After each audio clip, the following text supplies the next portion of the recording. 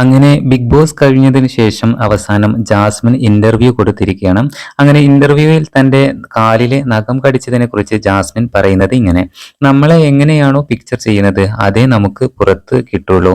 ഈ ലോകത്ത് ആദ്യമായിട്ട് നഖം കടിച്ചിട്ടുള്ള ഒരാളോ അല്ലെങ്കിൽ വാഷ്റൂമിൽ ചെരുപ്പിടാതെ കയറിയ ഒരാളോ അല്ല ഞാൻ.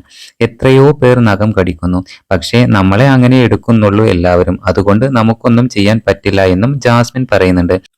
എൻ്റെ കാല് ഭയങ്കരമായി പൊട്ടിക്കീറിയതാണെന്ന് എല്ലാ കണ്ടസ്റ്റൻസിനും അറിയാം. ഇപ്പോഴും എൻ്റെ കാൽ പൊട്ടിക്കീറി വരുന്നുണ്ട് എന്നും ജാസ്മിൻ പറയുന്നുണ്ട്.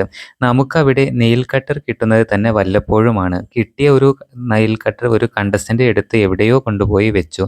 എൻ്റെ കാലിൻ്റെ നഖത്തിൻ്റെ തൊലിയാണ് ഞാൻ കടിച്ചത്, നഖമല്ല എന്നും ജാസ്മിൻ വ്യക്തമാക്കുന്നുണ്ട്.